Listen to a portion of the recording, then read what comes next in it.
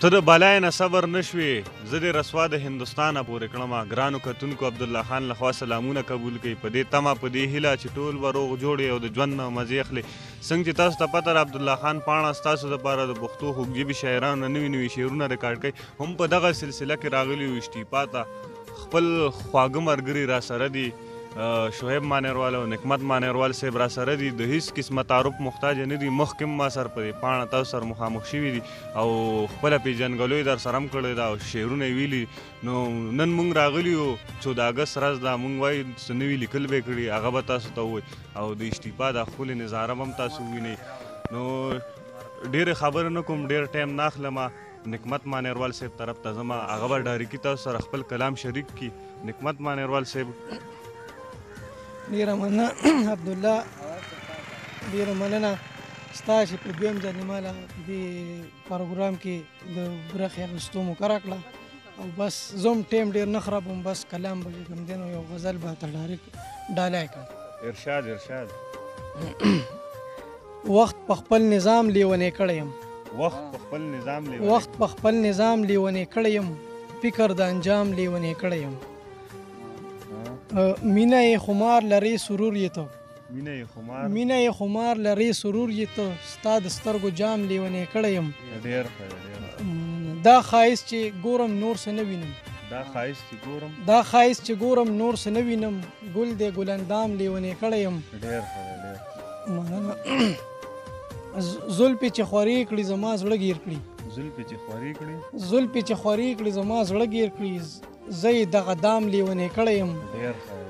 او ستا لیونو سترګو ځان سره ګرانه، ستا لیونو سترګو ځان سره ګرانه، زه هم ګام په ګام لیونی کړی یم. نن چې را په زړه شوې ګرانه یاره، نن چې را په زړه شوې ګرانه یاره، بیا سکڼي ماښام لیونی کړی یم. مننه. ولې مې په کاڼو ستا د کلي خلک،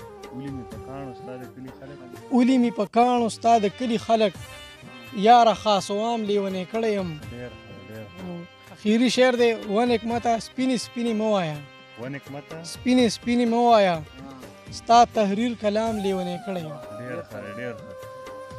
ګرانو کتونکو تاسو د نکمت مانیروال صاحب ښکلی کلام واورېد، امید دی تاسو به ترې ډېر خوندونه مزې اخیستي. نو ډېر ټایم نه اخلم، سمدستي شعیب مانیروال صاحب طرف ته ځم، هغه به یو کلام تاسو سره شریک کړي. شعیب مانیروال صاحب مننه کوم اوله او بس دا ډایرکټ درته دا سمدستي کلام وایم.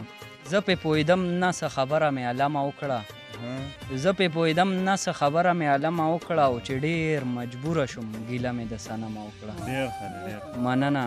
او هلته به نه ختمېږي، هلته به هم تا غواړمه، هلته به نه ختمېږي، هلته به نه ختمېږي، هلته به هم تا غواړمه، دا یو څو ورځې زندګي مې ستا په تمه وکړه. او دا چې اوس ته ورته جړېږې نور به هم جړوي، دا چې اوس ته ورته جړېږې نور به هم جړوي، دا جړغونې ټپه ما له ډېره غمه وکړه. مننه. وایي چې د رقیب په مخ کې ماته د خپل ځان وویل، چې د رقیب په مخ کې ماته د خپل ځان وویل، دغه خبره د اشنا لکوټي سمه وکړه. ډېره مننه. او زما د زغم خبره نه وه ځکه وجړېدم، زما د زغم خبره نه وه ځکه وجړېدم، یوه کیسه یې راته دا رنګه علمه وکړه. او زما ګاونډ کې یو غریب د لوږې تندې مري خو، زما ګاونډ کې یو غریب د لوږې تندې مري خو، زما پروا نشته عمره مې هم شپږمه وکړه. ډېره مننه. دا د غټو خلکو ته د ډالۍ وي د عمرو والا ته. وایي زما ګاونډ کې یو غریب د لوږې تندې مري خو، زما ګاونډ کې یو غریب د لوږې تندې مري خو، زما پروا نشته عمره مې هم شپږمه وکړه. او په ټول ژوندون به راته کم نشي امید لرمه، په ټول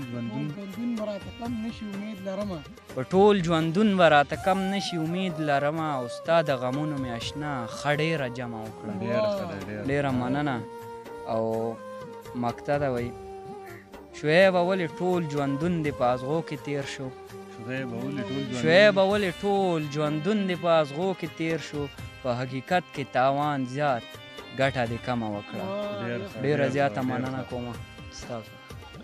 ډېره مننه. ګرانو کتونکو، تاسو د شعیب مانیروال صاحب کلام واورېدو. امید دی تاسو به ترې ډېر خوندونه او مزې اخیستي. نکمت مانیروال صاحب نه هم کلام واورېدو. نو امید دی تاسو به زموږ دا مختصر مرکه خوښه شوي. نو در بل مرکې پورې تاسو نه اجازت غواړم. د الله په امان.